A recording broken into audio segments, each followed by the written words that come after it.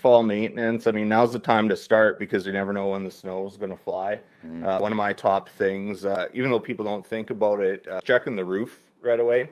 When you think about it, depending on our winter, you might have snow up there for 6 months, and that's a long time to get to anything that might be hiding. Right. So if you're not able, or recommend hiring someone to get up there to take a look, and if you're able, go up there, take a look. Anything looks wrong, seal it up and get it done. What are you looking for? Right away? Shingle blow off, Okay. a couple thunderstorms roll through. You Right. might have some loose shingles, damaged, loose vents even as well. Right. You might even have a hole in your roof.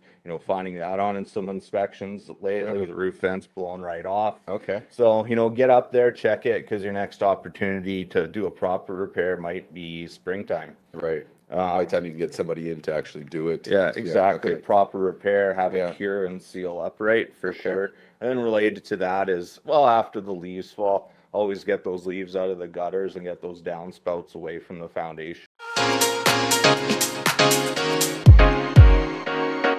So why don't we start out with some maintenance tips and not go right into the negative stuff right off the bat? We're in prevention mode to start. Prevention mode to start, for sure. So what would be your hot tips for kind of fall maintenance? We're getting into the school year. Yeah. What's your go-tos that you're telling people right now? Go-tos for fall maintenance. I mean, now's the time to start because you never know when the snow is going to fly. One of my top things, even though people don't think about it, is checking the roof right away. When you think about it, depending on our winter, you might have snow up there for 6 months, and that's a long time to get to anything that might be hiding. Right. So if you're not able, or recommend hiring someone to get up there to take a look, and if you're able, go up there, take a look. Anything looks wrong, seal it up and get it done. What are you looking for? Right away? Shingle blow off, Okay. a couple thunderstorms roll through. You Right. might have some loose shingles, damaged, loose vents even as well. Right. You might even have a hole in your roof.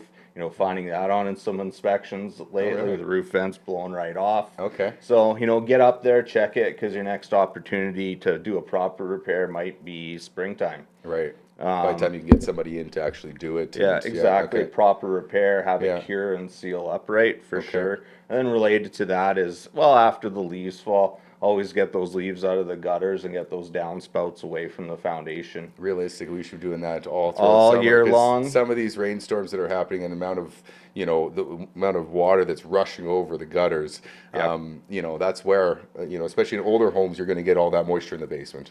100%. Yeah. Even, looking over your fence and making sure your neighbor's downspout isn't pointed right at your foundation is always a good idea too. I cleaned my neighbor's gutters the other day. Did you? Yeah. Yeah. I wasn't happy doing it, but it got done. Yeah. But, it might help you. I wasn't doing it for them. I was There's doing it actually for me, yeah. another agent I work with.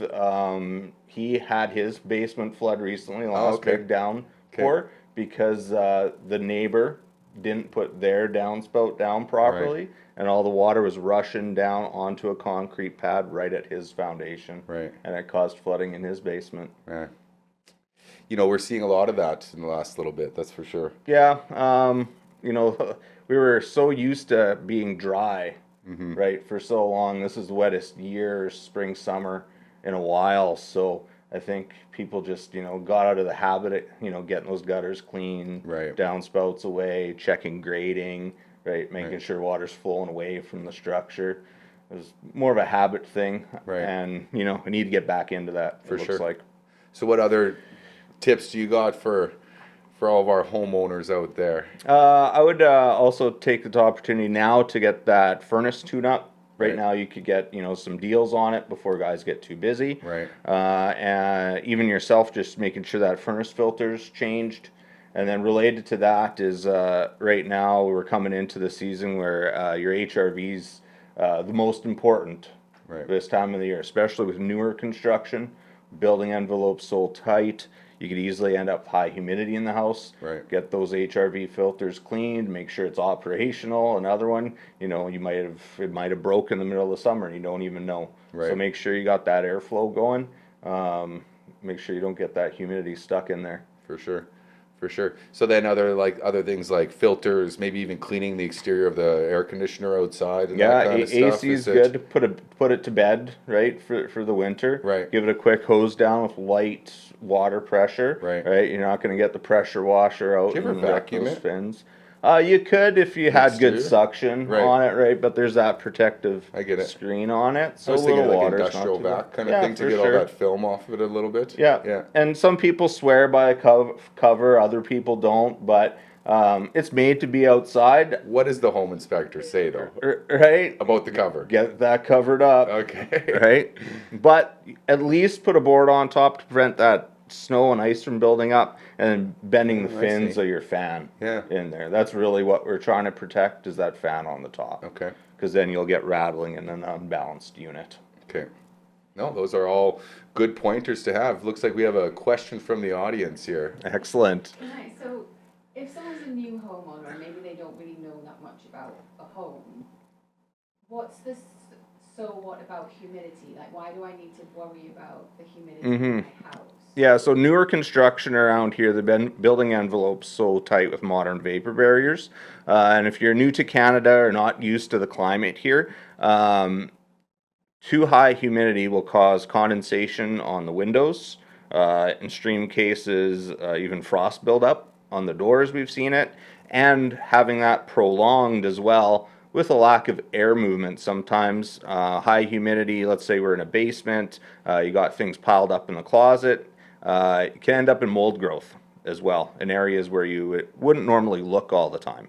So I would definitely, you got to get to it, monitor it. Online, there are charts available to check what the exterior temperature is and what your relative humidity is in ideal on the inside, and you just adjust it as needed.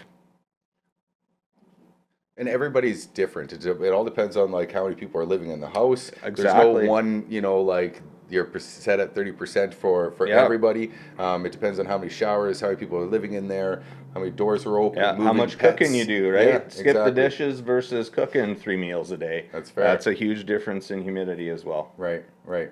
Even things like having your blinds down all, Yep. I see a lot of moisture and condensation when people put their blinds down all That's day. another good tip. and Yeah, leave leave those blinds open during the day, and even take the screens off for the winter and pack them away, because Right. even the screen can reduce airflow to the window and end up with a little bit of condensation on there. Okay.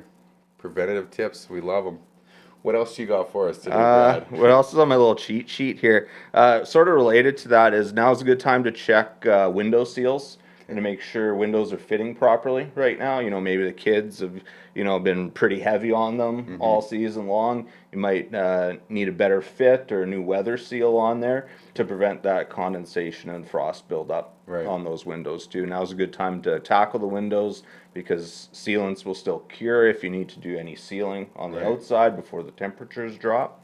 The way you're talking, it seems like it's going to get real cold soon. Yeah, man, Yeah. you never know. Yeah.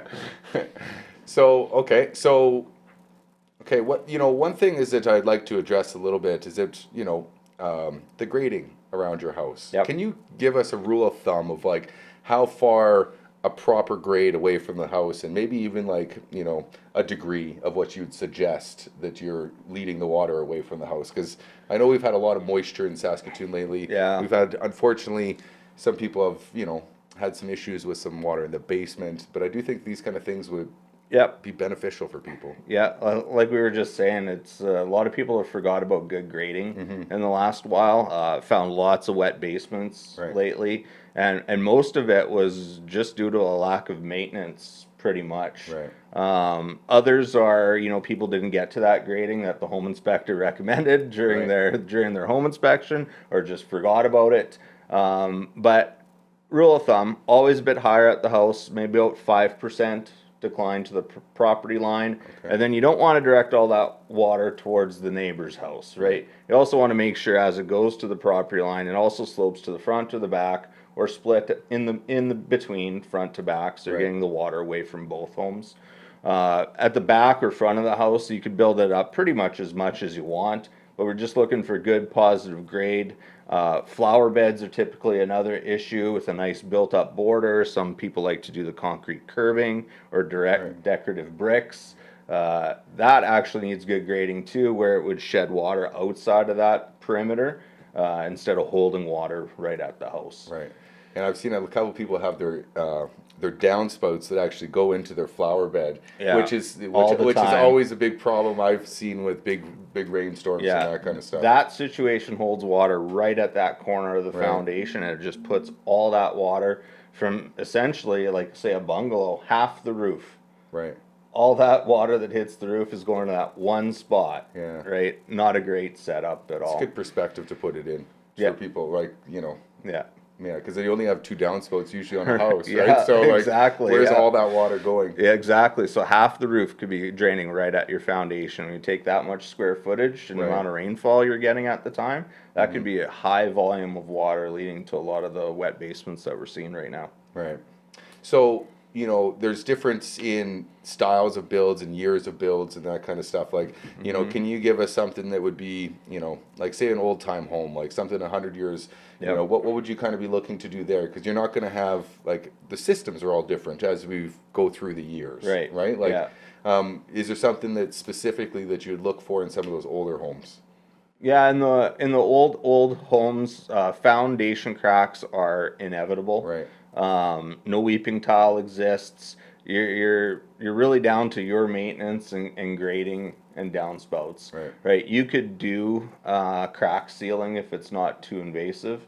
From the interior, you can do an epoxy seal or something to Right. help that prevent that moisture from coming in. Okay. And then you could do a sump pump as well.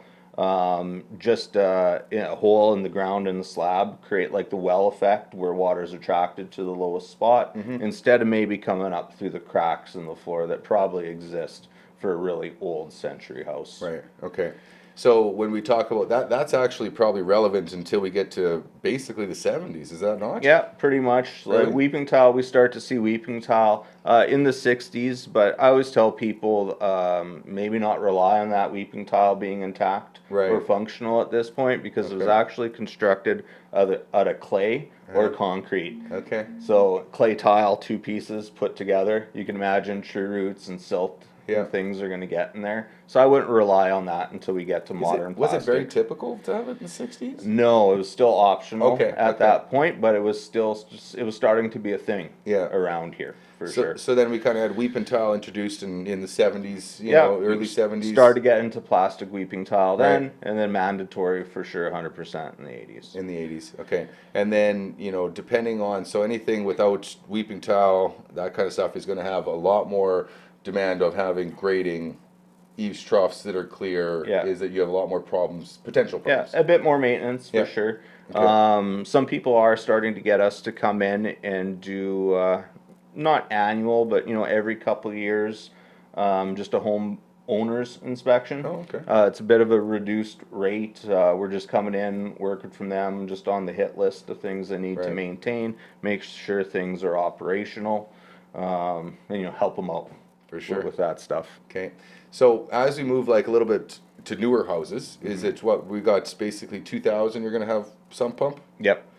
07, right after Dundonald It was flooded. 07, yeah? ish, Okay. right in there somewhere, yeah. And then I guess the other thing is sump pumps, what's the maintenance on that? So sump pumps, you got to test them annually for Mm-hmm. sure at minimum.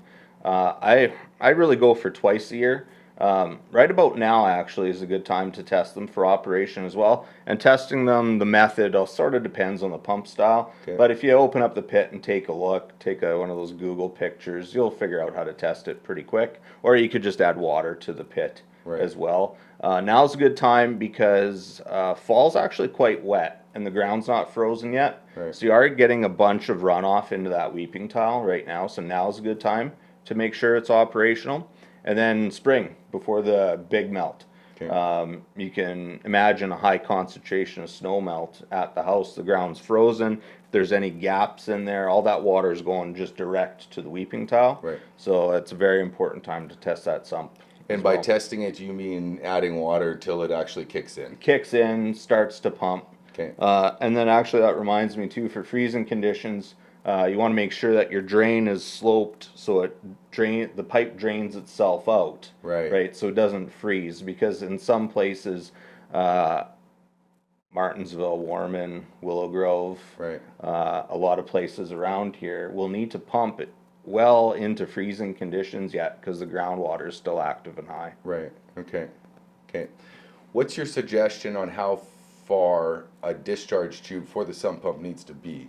Because I see a lot of them that are cut like right at the house. Really and short, It's kind yeah. of, it's just it's just going to recycle itself, Yeah, right? right, So like, right back into the wheat. so is for that sure. kind of that 6-8 feet, and maybe even one of those like roll up things or something like that, so you're not Yeah. seeing it all the time? Yeah, you could take the roll up thing off in fall, right? Right. So it doesn't freeze. But if you could get 6 to 8 feet away from the house while still maintaining good slope in the pipe, so the Right. pipe doesn't freeze, Okay. do that for sure. Okay. Minimum 4 feet. If it's draining onto good grade as well, Yeah. where the water hits the ground and rolls Past your away. flower bed? Right? Yeah, Yeah. exactly. Past that flower bed. Yeah. Okay. Okay. Well, that's a lot of great information. Sounds like if we're taking all those things into account, is that we wouldn't have water in the basement, and sounds like it's not coming through your roof. with some of those Well, things as well, exactly, right? I mean, if everyone did all that, I might not have a job. Oh, So you'll have a job, that's for sure. Well, if you're if you're liking what you're hearing today, is that please follow us on YouTube. We always are looking for, I guess, feedback from you guys, and if you are looking for any specific content that maybe Brad can help us with other guests, please let us know. But do like us on YouTube, subscribe to us, and yeah, hopefully we can bring valuable information to our community again. Thanks, Brad. you're welcome.